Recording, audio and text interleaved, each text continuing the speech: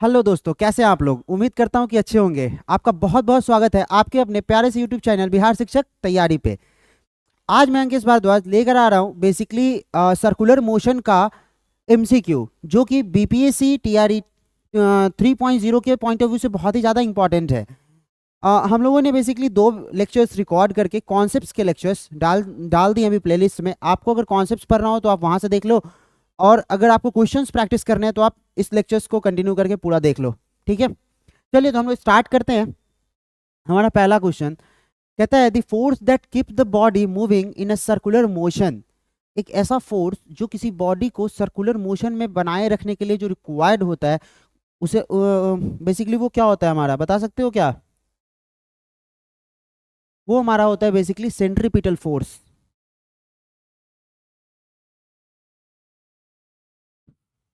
वो हमारा कौन सा फोर्स होता है, सेंट्रीपिटल फोर्स। सेंट्रीपिटल फोर्स जो है ना, किसी भी बॉडी को सर्कुलर मोशन में रखने के लिए बहुत ही ज्यादा रिक्वायर्ड है। क्लियर है। चलिए अगला क्वेश्चन देखते हैं हम लोग। कहते हैं mathematical expression for the centripetal forces. हम लोग देखे थे ना यार कॉन्सेप्ट में, जब पिछले लेक्चर में जब हमने कॉन्सेप्ट पढ़ा था, तो सेंट्रीपिटल फोर्स जो होता है उसके मैथमेटिकल एक्सप्रेशन क्या होते हैं, mv² अपॉन आर। है ना, हम लोग सेंट्रीपिटल फोर्स इसी से निकाल रहे थे ना। तो कौन सा ऑप्शन हो जाएगा हमारा, ए ऑप्शन। बहुत इजी है यार, है ना। अगला क्वेश्चन देखते हैं। कहता है बॉडी ऑफ मास 10 kg। एक जो है ना 10 किलो का बॉडी है ना, moving with a velocity of 5 metre per second. वो किस वेलोसिटी से मूव कर रहा है, 5 मीटर पर सेकेंड से, है ना। तो कहता है in a circle of radius 5 metre, और जो सर्कल है वो कितने रेडियस का है, 5 मीटर का। कहता है what is the centripetal acceleration of the body. Centripetal acceleration ढूंढ रहा है भाई मेरे। अभी तो हमने देखा कि सेंट्रीपिटल फोर्स जो होता है वो क्या होता है हमारा, mv² अपॉन आर होता है ना। तो हम जानते हैं कि कोई भी फोर्स किसके बराबर होता है, कोई भी फोर्स किसके बराबर होता है, मास इनटू एक्सेलरेशन। मतलब अगर सेंट्रीपिटल फोर्स की हम बात करें तो वो किसके बराबर हो जाएगा, मास इनटू सेंट्रीपिटल एक्सेलरेशन। तो यहाँ से मास तो मास है, सेंट्रीपिटल एक्सेलरेशन क्या हो जाएगा हमारा, mv², सॉरी, सेंट्रीपिटल एक्सेलरेशन क्या हो जाएगा, v² अपॉन आर। ये जो चीज है हमारा वो है सेंट्रीपिटल एक्सेलरेशन। तो यहाँ से AC निकालने के लिए हम क्या करें, v² अपॉन आर। v कितना है हमारा, 5 मीटर पर सेकेंड। तो 5 × 5 v² अपॉन आर कितना है हमारा, रेडियस 5। तो 5 से 5 गया, कितना हो गया, 5, है ना। तो कौन सा एक्सेलरेशन हो जाएगा हमारा, A option, that is 5 metre per second square. ठीक है, ये हमारा सेंट्रीपिटल एक्सेलरेशन हो गया। चलिए हम लोग अगला क्वेश्चन देखते हैं।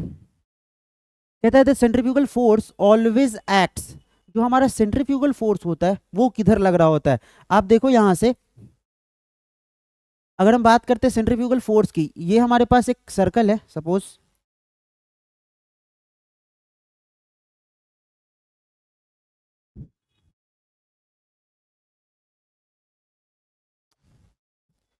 ये हमारे पास सपोज एक सर्कल है।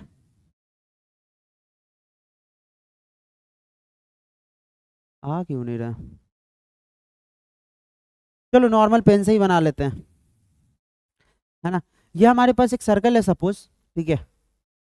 ठीक है, ये हमारे पास एक सर्कल है। कहता है कि जो सेंट्रीफ्यूगल फोर्स है वो हमेशा किधर की तरफ लग रहा होता है। तो कोई जो बॉडी है, अगर मान लो कोई एक स्ट्रिंग से एक बॉडी यहाँ पर पत्थर बंधा हुआ है, अगर ये बॉडी घूम रहा है बाहर की तरफ, किस वेलोसिटी से, v वेलोसिटी से, ठीक है। तो इसके इनसाइड में अंदर की तरफ एक सेंट्रीपिटल फोर्स लग रहा होगा, और इसके जस्ट बाहर, जिसको अब बोल सकते हैं हम लोग ऐसा स्यूडो फोर्स, क्या बोलते हैं, स्यूडो फोर्स। तो ये जो फोर्स होगा बाहर की तरफ, इसको हम बोलेंगे सेंट्रीफ्यूगल फोर्स। क्या बोलेंगे, सेंट्रीफ्यूगल फोर्स, है ना। तो जो सेंट्रीफ्यूगल फोर्स होता है always from the centre in the tangent outside the plane of the motion towards the centre. तो सेंट्रीफ्यूगल फोर्स ऑलवेज किधर लग रहा होता है, बाहर की तरफ। आ रहा समझ में, ये सेंट्रीपिटल फोर्स अंदर की तरफ और सेंट्रीफ्यूगल फोर्स बाहर की तरफ, एक स्यूडो फोर्स होता है बेसिकली, है ना। तो आप कह सकते हो away from the centre, centre से दूर लग रहा होता है ना। अगला क्वेश्चन देखते हैं। कहता है ball is rotated in a circle of radius 5 metre with a constant tangential velocity of 20 metre per second. Tangential velocity कितना है, 20 मीटर पर सेकेंड। रेडियस कितना है, 5 है। A stone is being rotated in a circle of radius 4 metre with a constant tangential velocity of 16 metre per second. कहता है which of the following is true about the circular motion. ये कौन सा, इस सब में से कौन सा बेसिकली सर्कुलर मोशन के लिए बहुत ही ज्यादा सही है, आप बता सकते हो क्या। कहता है कि the angular velocity of the ball is greater than the angular velocity of the stone. आप जरा सोचो कि पहले केस में अगर हम लोग एंगुलर वेलोसिटी निकालना चाहे तो एंगुलर वेलोसिटी क्या होता है हमारा, बताओ जरा। Omega, omega is equal to क्या हो जाएगा, वी अपॉन आर, क्योंकि v is equal to r omega होता है। तो v कितना है हमारा 20, और अपॉन अगर हम r की बात करें तो r कितना है मेरा 5, तो 5 से किया कितना 4, तो ओमेगा क्या हो जाएगा हमारा 4 मीटर पर सेकेंड, है ना, सॉरी रेडियन पर सेकेंड, 4 रेडियन पर सेकेंड, है ना। आप इसको यहां से क्या कर लोगे, 4 रेडियन पर सेकेंड, रेडियन पर सेकेंड, है ना। अब देखो उसके बाद क्या कहता है कि कहता है क्या चीज, 16 मीटर पर सेकेंड दूसरे बॉल का है। तो इसका अगर हम लोग ओमेगा निकालना चाहे तो क्या हो जाएगा, हमें ओमेगा बॉल अगर हम निकालना चाहें तो क्या हो जाएगा 16 अपॉन 4, दैट इज 16 वेलोसिटी और 4 रेडियस, है ना। तो यहाँ से हो जाएगा ये हमारा 4 रेडियन पर सेकेंड, क्या हो जाएगा 4 रेडियन। तो क्या है देखो जरा, both have same angular velocity, दोनों का जो एंगुलर वेलोसिटी आया मेरा वो क्या आया, सेम आया, है ना। नॉर्मल क्वेश्चन है यार, बहुत ही इजी, है ना। चलिए अगला क्वेश्चन देखते हैं। कहता है angular velocity of stone being rotated in 11 is 11 radian पर सेकेंड। जो एंगुलर वेलोसिटी है वो क्या है हमारा 11 रेडियन पर second. What is the angular displacement, भाई एंगुलर डिस्प्लेसमेंट क्या होगा बता सकते हो, थीटा बराबर क्या होता है ओमेगा इंटू टी, भाई ओमेगा बराबर थीटा बाई टी, तो ओमेगा इंटू टी कर देंगे।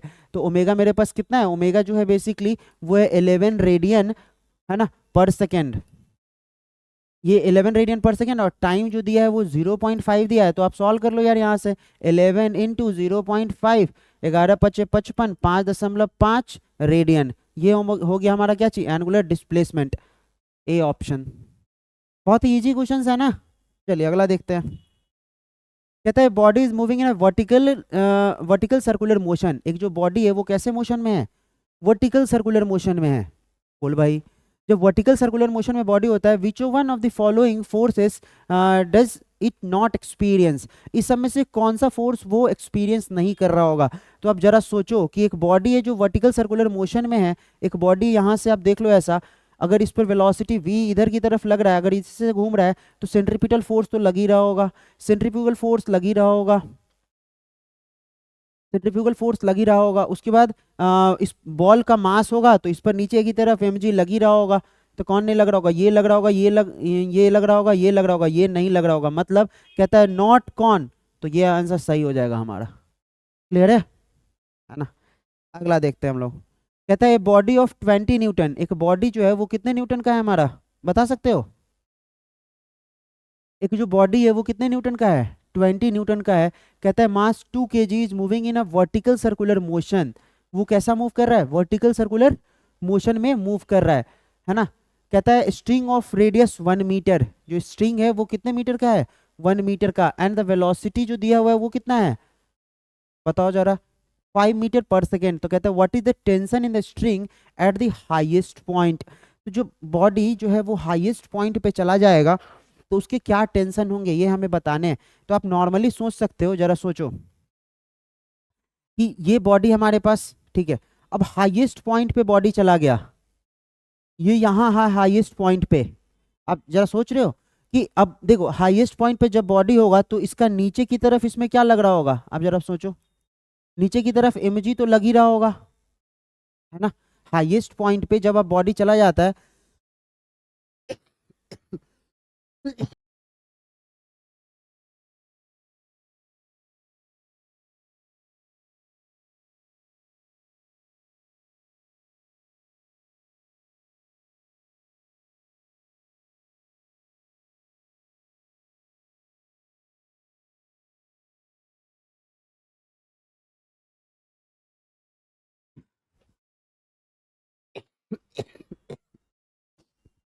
देखो यहाँ पे जब बॉडी हाईएस्ट पॉइंट पे चला जाएगा यहाँ, तो आप क्या कहोगे बताओ जरा। जब बॉडी हाईएस्ट पॉइंट पे रहेगा, इसका रेडियस मान लो कितना है हमारे पास, आर जो है वो 1 मीटर है ना। हाईएस्ट पॉइंट पे बॉडी का अगर मास m है तो नीचे की तरफ mg लग रहा होगा, और इस पर एक सेंट्रीफ्यूगल फोर्स बाहर की तरफ लग रहा होगा, fc मान लो सेंट्रीफ्यूगल फोर्स, है ना। तो जरा सोचो कि इस पर सेंट्रीफ्यूगल फोर्स, इस पर वेलोसिटी मान लो इधर की डायरेक्शन में कितना वेलोसिटी है हमारा 5 मीटर पर सेकेंड। तो अगर हम लोग सेंट्रीफ्यूगल फोर्स निकालना चाहें तो क्या हो जाएगा, mv², है ना, mv² अपॉन आर। तो क्या क्या यहाँ से करोगे, mass m into v² upon r. अब जरा देखो एक चीज कि मास कितना कह रहा है मेरा, 2 kg। तो आप क्या रख लो यहाँ से, 2 गुने v का स्क्वायर कितना है, 5 का स्क्वायर 25 अपॉन आर, आर मेरे पास कितना है 1। तो ये कितना हो जाएगा 50 न्यूटन, है ना। तो इस पॉइंट ऑफ टाइम पे नेट फोर्स कितना लग रहा होगा, तो बाहर की तरफ लग रहा है ये 50 न्यूटन, है ना, और नीचे की तरफ लग रहा है mg 20 न्यूटन। तो नेट फोर्स कितना हो जाएगा जरा बताओ, नेट फोर्स, नेट फोर्स कितना हो जाएगा बताओ जरा, 50 न्यूटन, और ऊपर की तरफ नीचे की तरफ 20, तो -20 कर देंगे तो कितना हो जाएगा मेरा 30 न्यूटन, है ना। तो हमारे पास जो आंसर हो गया वो ए ऑप्शन। क्लियर है क्या? हाँ, चलिए अगला क्वेश्चन देखते हैं। वो कहता है बॉडी ऑफ मास 20 kg, क्या लगता है वही क्वेश्चन आ गया, what is the tension in the string eight highest point, वही क्वेश्चन है ना। बेसिकली 2 बार रिपीट हो गया, 8 के जगह पर 9 ही 2 बार कर दिया, कोई दिक्कत नहीं, है ना। अगला क्वेश्चन देखते हैं। देखो एक बॉडी है ऑफ वेट 20 न्यूटन, एक बॉडी है जिसका वेट कितना है 20 Newton, 2 kg is moving in a vertical, circular motion with the help of a string of radius 1 meter with a velocity of 5 meter per second. What is the tension in the string when it is horizontal? जब आप सोचो कि जब ये horizontal में रहेगा तो क्या टेंशन हो रहा होगा इसका, तो आप नॉर्मली सोचो कि ये बॉडी इस तरीके से, है ना। अब देखो इस पॉइंट ऑफ टाइम पे, इस पॉइंट ऑफ टाइम पे इसका नीचे की तरफ mg लग रहा है, ये अलग है ना। अब देखो इस पर हॉरिजेंटल डायरेक्शन में इधर की तरफ एक सेंट्रीफ्यूगल फोर्स लग रहा होगा, बोलो, और इस पर जो वेलोसिटी है इस डायरेक्शन में मान लो v है, तो जो सेंट्रीफ्यूगल फोर्स लग रहा होगा वो क्या हो जाएगा, mv² अपॉन आर। m कितना है मेरा 2 इंटू v कितना है 5 का स्क्वायर 25, mv² अपॉन आर कितना है 1। तो क्या हो जाएगा 25 दूनी 50 न्यूटन, और ये mg तो नीचे की तरफ, तो नेट फोर्स उस डायरेक्शन में कितना लग रहा होगा 50 न्यूटन। क्या क्लियर है ये? अब देखो तो बी ऑप्शन आपका आंसर हो जाएगा। क्लियर है? चलिए हम लोग अगला देखते हैं। क्या कहता है, which of the following device acts on the principle of circular motion. Circular motion के प्रिंसिपल पे कौन सा डिवाइस वर्क करता है? बेसिकली ये हमारा सेंट्रीफ्यूज, क्या है हमारा सेंट्रीफ्यूज, जो एक डिवाइस है वो किस प्रिंसिपल पे काम करता है, सर्कुलर मोशन वाले प्रिंसिपल पे। कहता है centrifuge utilises the centrifugal force produce during the circular motion. Centrifuge जो है वो बेसिकली सेंट्रीपिटल फोर्स जो भी प्रोड्यूस हो रहा होता है सर्कुलर मोशन के दौरान उसका यूज़ करता है। और बेसिकली यूज़ किस में होता है, ये सेपरेट करने में, प्लेटलेट्स को सेपरेट करने में यूज़ होता है ब्लड सैंपल से, है ना। जब भी हम जो भी मेरा ब्लड सैंपल्स होता है उससे प्लेटलेट्स निकालने में हमारा ये सेंट्रीफ्यूज यूज़ में आता है। तो आप यहाँ से एक ऑब्जेक्टिव ये भी बन सकता है। क्लियर है? अगला देखते हैं। कहता है eight which position in the circular motion is the tension in the string is minimum, है ना। जो टेंशन होता है स्ट्रिंग के अंदर वो सबसे ज्यादा मिनिमम कब होता है, आप जरा बता सकते हो मिनिमम कब होता है? At the highest position. क्यों? बिकॉज जरा सोचो, आप नॉर्मली देख सकते हो कि अगर ये हमारे पास एक सर्कल में सर्कुलर मोशन, एक बॉडी यहाँ पे रहेगा और एक बॉडी यहाँ रहेगा, तो इसमें नीचे की तरफ भी mg लग रहा होगा और इसमें इधर की डायरेक्शन में और भी कुछ लग रहा होगा ना यार। नॉर्मली सोचो, नीचे की तरफ mg भी लग रहा है और नीचे की डायरेक्शन में ये सेंट्रीफ्यूगल फोर्स भी लग रहा होगा। लेकिन जब आप इस पॉइंट पे देखोगे तो नीचे की तरफ क्या लग रहा होगा हमारा mg, और ऊपर की तरफ सेंट्रीफ्यूगल फोर्स, है ना। तो जो टेंशन होगा स्ट्रिंग में, जो स्ट्रिंग से टेंशन जो होगा बेसिकली इसके अंदर जो टी होगा वो क्या होगा, ऑब्वियसली कम जाएगा ना, है ना, क्योंकि फोर्स कम गया, है ना। तो एट द हाईएस्ट पॉइंट आपका टेंशन क्या हो जाएगा, कम हो जाएगा, है ना। आप अगला देखो। कहते हैं particle moves in a circle of radius 2 centimetre at a speed और given by v is equal to 40। v जो है हमारा वो कितना है 40 के बराबर है ना। कहता है कि वेयर v इन सेंटीमीटर पर second and t in the second, v किसमें सेंटीमीटर में और टाइम सेकेंड में। Find the tangential acceleration. Tangential acceleration हम लोग कैसे निकालते हैं, at जो होता है बेसिकली हम लोग क्या करते हैं dv/dt कर देते हैं यार। क्या करते हैं dv/dt, है ना। at कैसे निकालेगा निकलेगा हमारा dv/dt, क्योंकि टेंजेंशियल डायरेक्शन में जो वेलोसिटी है ना उसको आप डिफरेंशिएट करोगे, ये v जो वेलोसिटी है टेंजेंशियल डायरेक्शन में, जब आप उसको डिफरेंशिएट करोगे तब आपको क्या मिलेगा, यहाँ एक्सेलरेशन मिलेगा बेसिकली टेंजेंशियल डायरेक्शन में। समझ में आ रहा है? तो आप इस यहाँ से डिफरेंशिएट जैसे ही करोगे तो क्या लिखोगे d इंटू 40 अपॉन dt। तो जब इसको डिफ्रेंशिएट करोगे तो क्या आ जाएगा, ये 4 मीटर पर सेकेंड स्क्वायर। ये हमारा क्या हो गया, टेंजेंशियल एक्सेलरेशन। तो t इज इक्वल टू 1 पे जो एक्सेलरेशन होगा तो AT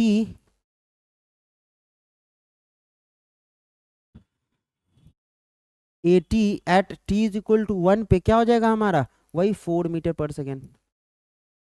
क्लियर है। कहता है what is the total acceleration. तो भाई टोटल एक्सेलरेशन निकालने के लिए हमको क्या करना पड़ेगा पहले, हाँ ये तो टेंजेंशियल एक्सेलरेशन है तो सेंट्रीपिटल एक्सेलरेशन निकालना पड़ेगा। सेंट्रीपिटल एक्सेलरेशन निकालने के लिए हमको क्या करना पड़ता है, v स्क्वायर अपॉन r।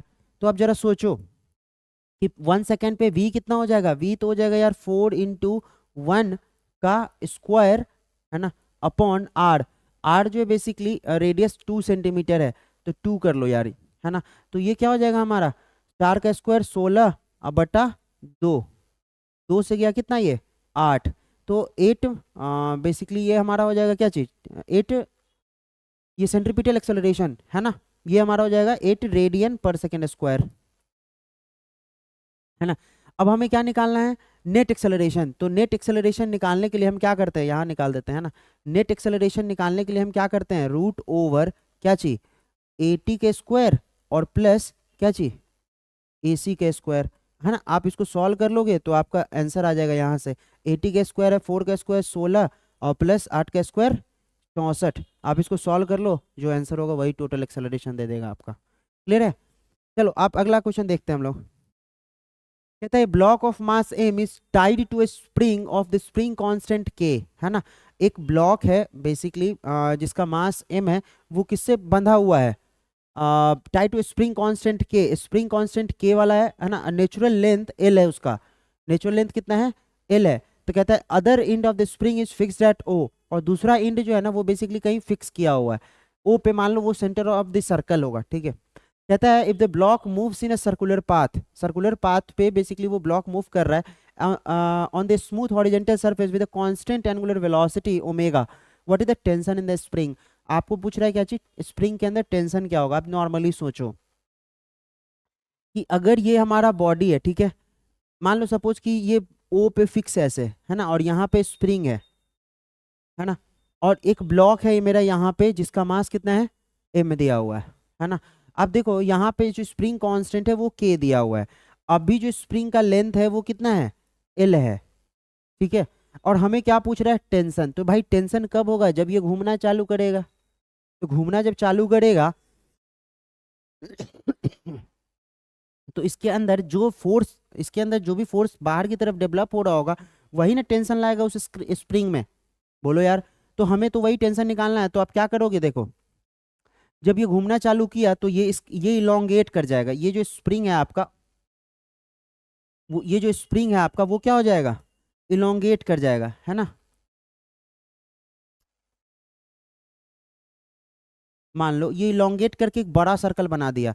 तो पहले लेंथ इसका l था, अब मान लो ये x से इलोंगेट हो गया तो अब इसका लेंथ क्या हो जाएगा, मान लेते हैं कि ये x से इलोंगेट कर गया तो इसका लेंथ क्या हो जाएगा l प्लस एक्स, ठीक है। तो पहले जो लेंथ था इसका है ना, पहले जो लेंथ था वो l था, अब जो लेंथ है वो क्या है l प्लस एक्स। तो हमें पहले तो स्प्रिंग फोर्स कैलकुलेट कर लेते हैं। तो जो स्प्रिंग फोर्स हो जाएगा हमारा वो कितना हो जाएगा, जरा सोचो। स्प्रिंग फोर्स जो हो जाएगा वो क्या होता है k इंटू एक्स, तो क्या हो जाएगा k into L plus x. हमें क्या निकालना है, find the tension in the spring, है ना। हमें क्या निकालना है, टेंशन। अब उसके बाद जरा सोचो कि ये जो लेंथ है अगर इलोंगेट कर गया हुआ है, ये बहुत ज़्यादा इलोंगेट कर गया हुआ है, तो इसकी वजह से सेंट्रीपिटल फोर्स क्या लगेगा, है ना। अगर हम बात करते हैं सेंट्रीपिटल बोल दो या सेंट्रीफ्यूगल बोल दो, क्योंकि दोनों का मैग्नीट्यूड सेम होता है। ये सेंट्रीफ्यूगल बाहर की तरफ लगता है, तो सेंट्रीफ्यूगल फोर्स क्या लगेगा mv स्क्वायर अपॉन r। कहता है spring constant k and natural length l and the other end of the spring o, the block of mass m circular path with horizontal surface constant angular velocity. जो angular velocity है वो क्या है हमारा omega. Angular velocity क्या है हमारा बताओ जरा, ओमेगा। तो जो fc होता है सेंट्रीपिटल फोर्स जो होता है वो क्या होता है m ओमेगा स्क्वायर r, यही ना। तो आप यहां से क्या कर लोगे m, है ना, omega square into r, r के जगह क्या डाल दोगे एल प्लस एक्स। क्लियर है। अब उसके बाद दोनों फोर्स को क्या कर लो आप, इक्वेट कर लो, क्योंकि आपको टेंशन निकालना है ना यहाँ पे। तो यहाँ से आपका क्या निकल जाएगा, पहले ये एल प्लस, यहाँ से पहले एक्स निकाल लोगे, फिर के इंटू एक्स करके आप क्या निकाल लोगे, बताओ जरा। भाई इस पे जो स्प्रिंग जो है वो पीछे की तरफ फोर्स लगा रहा होगा, तो वो फोर्स ये हो गया, और सेंट्रीफ्यूगल फोर्स बाहर की तरफ लग रहा होगा, है ना। तो ये दोनों को आप इक्वेट करोगे तो क्या निकल जाएगा, जरा देखो, के इंटू एल प्लस एक्स करोगे जैसे ही, तो ये क्या हो गया हमारे पास, M into omega square into L plus X. आप यहाँ से एक्स का वैल्यू कैलकुलेट कर लो, जो एक्स आ गया 100, और उसके बाद जैसे ही एक्स आ गया आपको टेंशन निकालना है, तो टेंशन क्या हो जाएगा, के इंटू एक्स, है ना।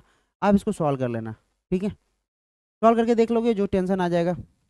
ठीक है, तो बेसिकली हम लोगों ने बहुत सारा क्वेश्चन यहाँ पे देखा। आज के लिए हम लोग रहने देते हैं, फिर हम लोग अगले लेक्चर्स में बहुत सारे क्वेश्चंस दूसरे टॉपिक के कर रहे होंगे, है ना। अगर आपको और भी क्वेश्चंस चाहिए होगा तो आप प्लीज़ डिस्क्रिप्शन में, आई मीन डिस्क्रिप्शन बोल रहे हैं, आप कमेंट बॉक्स में कमेंट करना, हम और भी क्वेश्चंस उसमें रख देंगे, ठीक है। ठीक है, आज के लिए इतना ही।